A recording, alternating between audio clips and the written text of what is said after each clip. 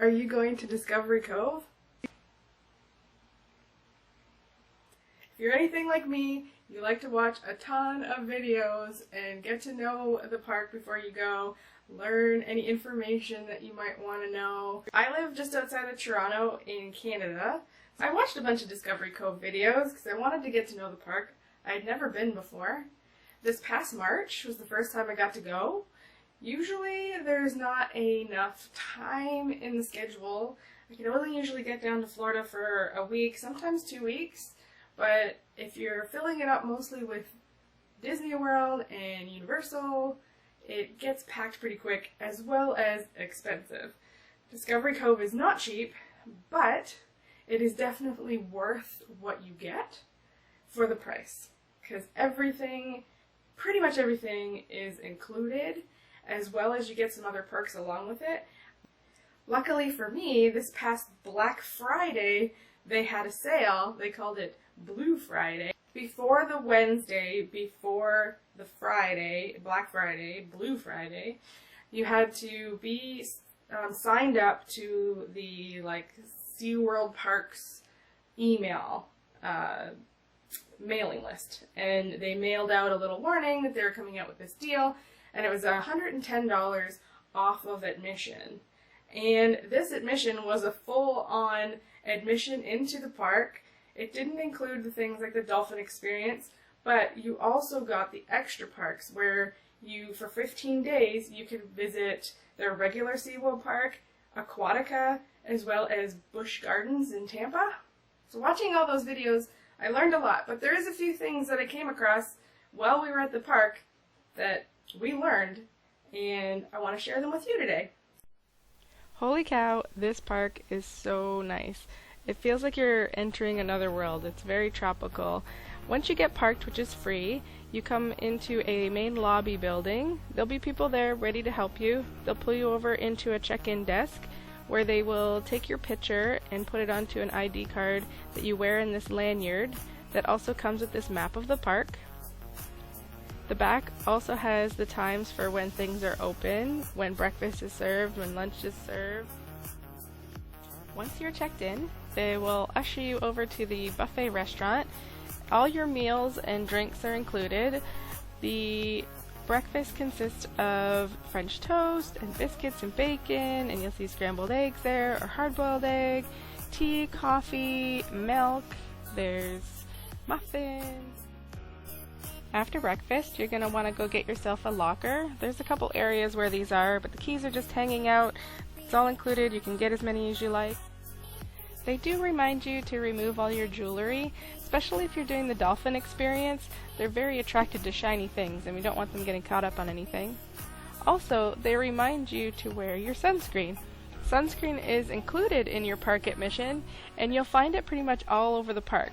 This one in particular, or where the most abundant bottles are by the lockers, but I've also seen them in the bathroom and at the front of the park at the first aid station. They take a while to rub in, but they actually smell pretty nice. I didn't mind it. It's now time to go get a wetsuit. You do need to wear a wetsuit in all of the water areas in the park, but don't worry, there's lots of different sizes and types that you can try on. Here's where you will return your wetsuit once you're done. Pro tip, if you get it off while it's wet and can't get it back on, just dump it in here and go get another one. There's lots of towels in the bathrooms, and here's where you can put them back when you're done. These areas where the wetsuits are staffed by people that will pretty much look you over and say, I think you're this size, and they'll pass you something. You can go try it on and get something that fits nice and comfortable. It should be kind of snug because it's going to get loose in the water. This is also where you get your snorkel gear. Also, I heard the girl saying to somebody else that if you have a hard time getting the wetsuit off, just jump in the shower when you're in the washroom, and it should help loosen it up to get it off. I know, filming in the bathroom is not very nice, but I really like to see the facilities and plan. So you can see where all the towels are. I tried to make it quick. I didn't want to get anybody in the video. There's plenty of blow dryers that you can use. There's big mirror spaces. There's the area at the back where they have just the bathroom stalls. Then they have shower areas where there's a little dry spot out front where you cover with a curtain. They also have hooks on the wall where you can hang up your things. Then the shower itself has its own curtain. Pull that back. Yeah, it's pretty nice. They also provide this shampoo, conditioner, and body wash. Also, I threw in this quick little picture. They do provide bags for your wet bathing suits. Let's go over the map a little bit.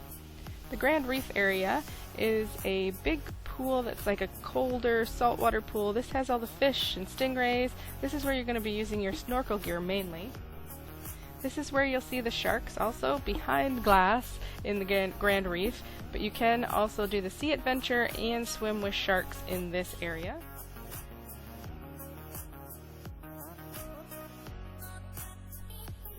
Next is the Dolphin Lagoon area. Here's where they do the dolphin swims if you've paid for that extra experience. Even if you didn't pay for it, you can get pretty close to the beachside and see the dolphins, so it's pretty neat to just see them swim around with everybody. Next is the Windaway River, as well as otters and marmosets, which is its own little lazy river in the middle. So what we have here is there's one big one on the outside, and then there's one on the inside. The inside one, you get to see the otters and marmosets. The otters you can see behind glass, and the marmosets are in an island in the middle. In the bigger one, you'll be able to go through the bird area.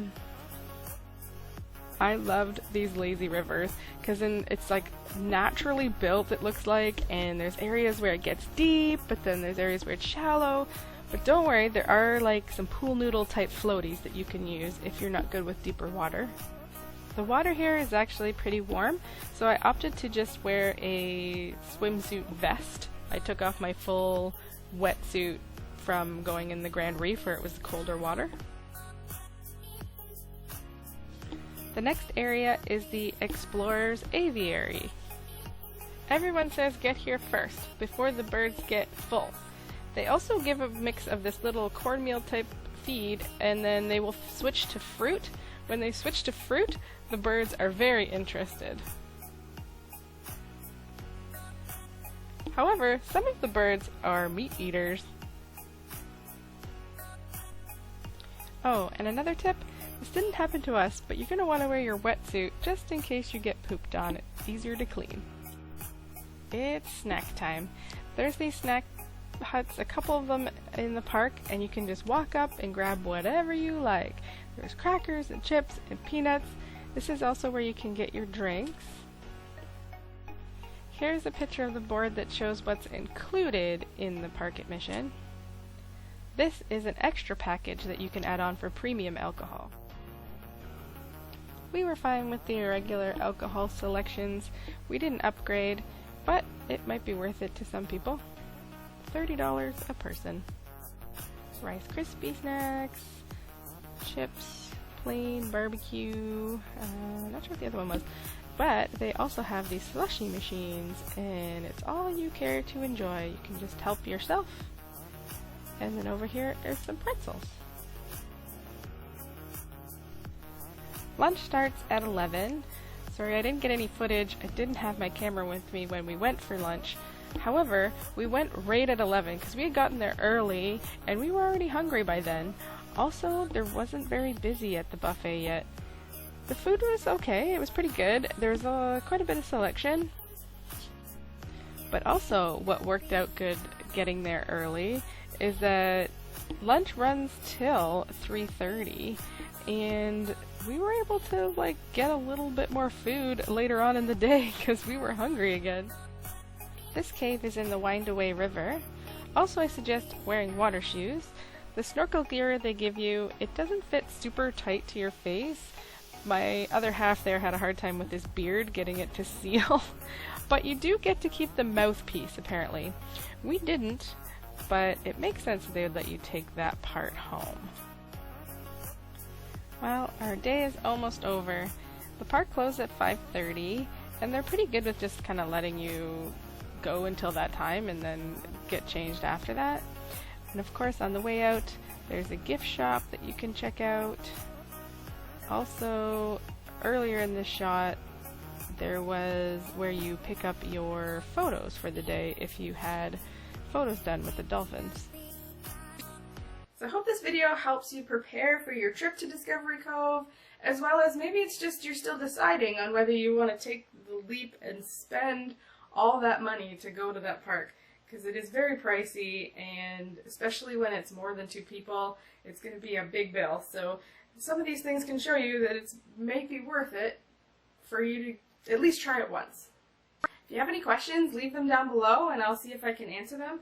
I've been going to like Disney World and Florida since I was 10, and I'm pretty much an addict to all the parks down there, so I may be able to answer some of your questions.